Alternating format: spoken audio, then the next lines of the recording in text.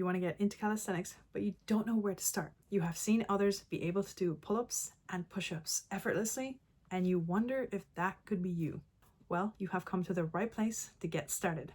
Remember that being new to something is exciting, and soon you will be able to catch up to your opponents. You have probably seen a ton of videos on social media recommending various exercises, tips, tricks, even secret methods. But honestly, you don't need to do any more than 5 exercises and work out 3 days a week to actually make progress in calisthenics. Doing the basic exercises is going to help build you strength and muscle. It's honestly easy to think that the more complicated a workout plan looks like, the better and stronger we're going to get. However, this just can't be further from the truth. If you do too many exercises, your progress is going to be scattered. You're not going to get good strength because you're doing too many exercises. There is no secret in calisthenics. If you train the basics, you will get quicker results and you will get stronger. Okay, that's enough yapping for now. Let's get started. Okay, so the first step in creating your calisthenics workout routine is to create your goal. You want to define what exercises you want to get good at, how many reps you want to be able to perform, and eventually when you want to be able to achieve that goal. Your goal should be a SMART goal, which means it should be specific, measurable, achievable, relevant, and time-bound. So, specific. You want to state exactly what you want to achieve. If you cannot do a push-up, your goal will be to get your first push-up. Measurable. You should state exactly how many reps you want to achieve. For example, I want to achieve 5 push-ups, or I want to achieve a 10-second handstand. So using numbers is extremely important. Achievable. So this just means your goal should be somewhat realistic. If you are a beginner, more than likely because you're watching this video, then a planche might be a little bit further down the line for you. So make sure that your goal is achievable for your current level. So a push-up or pull-up would be a great achievable goal to set. Relevant. So this is kind of self-explanatory. You don't want to set a goal of getting a backflip or a front somersault. This would be more gymnastics focused and not calisthenics.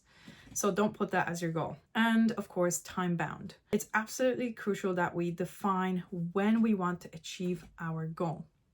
So the time frame should be somewhat in the near future, for example, like 12 weeks. So in 12 weeks, I want to achieve 5 push-ups. Okay, so now that we have covered SMART goals, the next thing would be to pick one pull-focused goal and one push-focused goal. Since this video is beginner-focused, let's stick with the easy ones. So for pull, we have the pull-up, and for push, we have the push-up. So just another note on setting goals. Statements like, I want to get good at pull-ups. Again, it's too vague. It doesn't have a quantity. So a good rephrasing of this goal would be, I want to achieve 10 pull-ups in 12 weeks. So now we have clear, measurable, and time-bound attributes to work towards. The workout template is going to focus on exercises that will bring you closer to these goals. Okay, so for the calisthenics full body template, we have the following set of exercises. We've got banded pull-ups, 3 sets of 3 to 15. Banded dips, 3 sets of 3 to 15. Body row, 3 sets of 3 to 15. Knee push-ups, 3 sets of 3 to 15. Bodyweight squats, 3 sets of 3 to 15. And leg lifts, 3 sets of 3 to 15. Now, you will use this routine template as a guide to construct your own workout. So let's talk about the reps and the sets. Beginners should aim for 3 sets max. To work out exactly what your starting rep number is going to be, you want to perform each exercise and try to do as many reps as possible until failure. Now, the point at which you fail, you want to remember that number and then subtract 1. So let's say you did 8 banded pull-ups and that was your failure. The starting number for your reps is going to be 7. Repeat this process for every single exercise, and then you will get your starting rep count for each exercise. The reason why you don't want to train to failure as a beginner is because you want to focus on good form and building strength instead. Max I do is probably like 40, but clean ones. 40 pull-ups. Clean ones. 0, 0, 0. Now, as a small caveat, if you happen to pick a band and be able to do like 20 reps, You simply picked a band that's way too strong for you, and you should decrease the band until you are able to fail at a lower amount of reps. Let's also mention the tempo at which you should perform each exercise. To understand tempo, we need to understand concentric part of the movement and eccentric part of the movement. Concentric is when you are lifting a weight or when you are lifting your body. So for example, in a pull-up, the concentric part is when you are lifting your body towards the bar. In a push-up, the concentric is when you are near the ground and you start to push yourself up from the ground. The eccentric is the lowering part of the movement. So for example, in a pull-up, when you are at the top of the bar and you start descending down, that is the eccentric.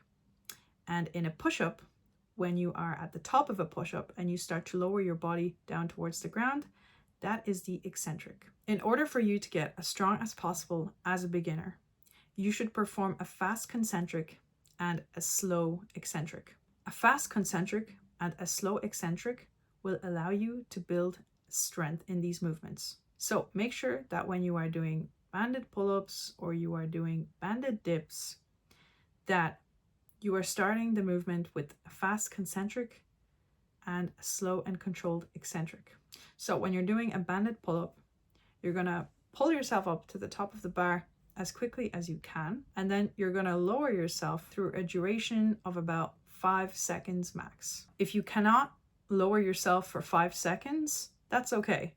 Just lower yourself as slowly as your body allows you to, and then the next week you will aim to lower yourself slower than you did before. Again, I'm going to emphasize this part. The quicker that you perform the concentric and the slower you perform the eccentric, the faster you will learn the correct form of all of these exercises. Also notice how in the template we alternate between doing a pulling exercise and then a pushing exercise and then a pulling exercise again and then a pushing exercise.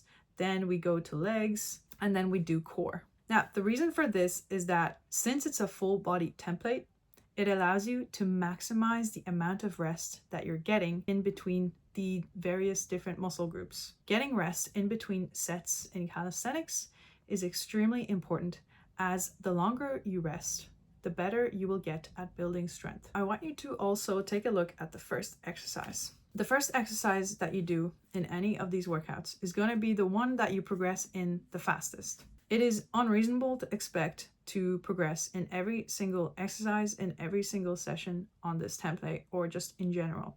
I see a lot of people where they perform their first exercise in their workout, they hit some kind of PR, and then in the second exercise, they're not able to do as well as they did the last time. And then they kind of get sad and complain, oh, why didn't I get a PB in my second exercise, blah, blah, blah, blah, blah. Well, this is just unrealistic and you're not going to progress in every single exercise, every workout. Imagine if you went in and you were doing squats as your first leg exercise. You hit a PB in squats. Now imagine immediately after squats, you go and do a deadlift. Do you expect to hit a PB in deadlifts as well? I don't think so. It can happen, it's just very unlikely. Having said that, you will progress week to week in all of your exercises. You just have to be patient. Now that you have a template for a full body routine, you can start creating your workout. The first step is to decide how long your plan is going to be. Most beginner plans are either 8, 12, or 16 weeks long. However, 12 weeks is usually the best, as it's a good amount of time to see progress. The second step is to decide on how many workouts a week you will be doing. However, I'm going to save you some time and recommend 3 days a week. The reason for this is because it gives your muscles the perfect amount of recovery time. And honestly, as a beginner, you don't need to train more than 3 days a week. The next step is to decide on which days you're going to be doing your workout. You don't have to plan for 12 weeks in advance the exact days you're going to be doing. However, I recommend at least 2 weeks in advance knowing which days you're going to be working out. Depending on your schedule, the days that you work out may change week to week. Just remember to stick with the 3-day frequency. It's also important to space out your workouts, so make sure you leave at least 1 day of rest in between. Now that you have decided on which days you're going to be working out, I highly recommend making a note of this somewhere, whether it is in a physical journal, calendar app on your phone, or a fitness tracker app on your phone as well. Writing down when you are supposed to be working out is going to keep you accountable. If you think, oh, I'll just remember the days in my head, more than likely it's going to be really easy for you to flunk out on a workout session when you do have to do it. There's a reason why fitness coaches literally force you to download their fitness apps and they track every single movement. No, I'm just kidding. But they do make sure that you train when you are supposed to. Now, the last step is to decide on exactly what exercises you're going to be doing per workout on what day. The easiest thing to do is to just do the same workout on each of the 3 days using the template that I gave in the previous section. And since it is a full body routine, you are getting an even amount of volume across all of the different muscle groups. However, I recommend slightly ordering the order of the first and second exercise on 2 of the days. For example, for one of the workouts, you do pull-ups as your first exercise, and then you do dips as your second exercise. And then on another day, you do dips as your first exercise, and then pull-ups as your second exercise. This just gives you a nice even spread of exercises per push and pull category. It's really important to always balance pushing and pulling. Okay, so as an example of 3 workouts a week that you can do, let's go through workout 1.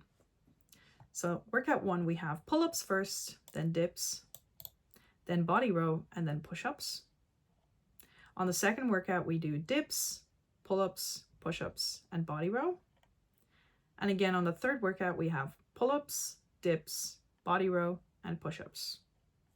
So as you can see, I am rotating the first exercise that I do on 2 of the days, and the last day, I just do whatever exercise I care about the most first. But even though I am rotating the first and second exercise, I make sure to still maintain the push and pull alternating order of the exercises so that I am maximizing my rest in between pushing and pulling exercises. Also make sure that you are doing the same amount of pull-ups as dips, and then the same amount of body row to push-ups.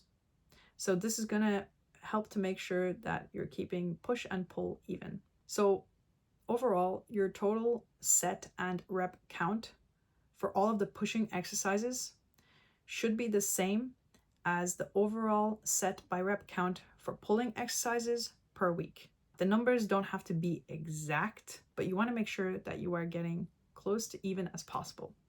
So just as an example, let's say the total amount of sets times reps that you performed for push in week 1 was 60. And then for pull, it was like 55. So you want something like that. One last thing about balance, and that is balancing vertical pushing with horizontal pushing and balancing vertical pulling with horizontal pulling. Vertical pulling is obviously pull-ups, and horizontal pulling is body row. And then vertical pushing is this, and then horizontal pushing is this. So we want to make sure that the amount of reps that we are doing for pull-ups is roughly the same as the amount of reps that we're doing for body row. So we want to balance the vertical pulling with horizontal pulling. And the same thing goes for vertical pushing and for horizontal pushing. So let's say you did 10 dips. You want to make sure that you're also doing 10 push-ups. Let's talk about the core. So for core, I recommend doing the one main exercise that you need to get better at in order to improve your pull-ups, your dips, your push-ups, and that is the hollow body hold. This is the most fundamental exercise that you want to master in calisthenics. You are doing the hollow body hold in pretty much any exercise in calisthenics. So for example, in pull-ups, you are doing a hollow body hold. In push-ups, you are doing a hollow body hold. And in dips, you are also doing a hollow body hold. I would aim to hold it for as long as 30 seconds. If you cannot do 30 seconds, start with 3 sets of 10 seconds and work your way up. Warm-up and mobility as part of creating your own calisthenics routine. Now, we're going to go over some main exercises that you want to focus on as a beginner in your warm-up/mobility. Okay, so we have scapula shrugs, 2 sets of 8 to 12. Scapula push-ups, 2 sets of 8 to 12. We have wrist extension/wrist flexion on the ground, 2 sets of 12. Then we have front support hold, 2 sets of 10 to 30 second hold. And we have the dead hang, 2 sets of 10 to 30 second hold. As you can see, I have included the sets and reps that you should start with, and you want to aim to progress towards the end of the range. Now let's go over these warm-up exercises and state what their purpose is. So scapular shrugs, also known as scapular pull-ups. These will improve your body awareness and use of scapular muscles. These muscles are used in stabilization of your body in dips, pull-ups, and push-ups. You need good scapular stability if you want clean looking pull-ups. Scapular push-ups are going to help stabilize your body when you have to do push-ups. Okay, wrist extension and wrist flexion. So this exercise is going to warm up your wrists for handstands and for push-ups. Front support hold. This is just an overall good general warm-up exercise for push-ups. So you're building on straight arm strength. The dead hang is going to get you nice and warmed up for the pull-up. It's also going to decompress your shoulders and upper body. So as you can see, every single warm-up exercise is preparing you for a particular exercise in your main workout. So dead hang warms you up for pull-ups, scapular shrugs warm you up for pull-ups, scapular push-ups warm you up for push-ups, wrist extension warms you up for push-ups / handstands, and then the front support hold warms you up for the push-up. Other basic warm-up exercises include shoulder circles and shoulder external internal rotation, but we're not going to cover those as it's just going to make the video too long. So good shoulder warm-up is also important. Let's talk about progressing in your workouts. As a beginner, the easiest way for you to progress will be to utilize linear progression. This just means adding a rep to a set every single workout, or if you're using weights, you incrementally increase the weight workout to workout. So for example, let's say you got 7, 7, 7 reps for your knee push-ups. Then for the next workout, you will do 8, 7, 7. And then the workout after that, you will do 8, 8, 7 until you reach 8, 8, 8. And the cycle repeats. Your main focus will be to progress in the first 2 exercises in your workout. For some of the exercises, you will have to do more than a few workouts to actually start to see progress. Just remember that it's completely normal not to go up a rep every single workout. Try to look at it from a week-to-week basis. So as long as you're increasing reps week to week, it is a good sign. So as long as you follow all of these things, I am confident that you will get stronger and better in calisthenics. That was a lot to cover in this video, but we went through SMART goal setting, the calisthenics full body template, constructing your own calisthenics workout routine, progressing, warm up and mobility, the tempo that you should be doing the exercises at. I also forgot to mention that for the leg exercise, I recommend doing a different leg exercise on each of the 3 days. Unless you have a goal to get better in squats, then doing squats 3 days a week would really help to build strength in the squat. But if you're just doing it for all around health and wellness of your legs, then by all means do squats on the first day, maybe deadlifts on the second, and then third day you could do something like lunges. Can I see you as my crush? I will not judge. Teddy for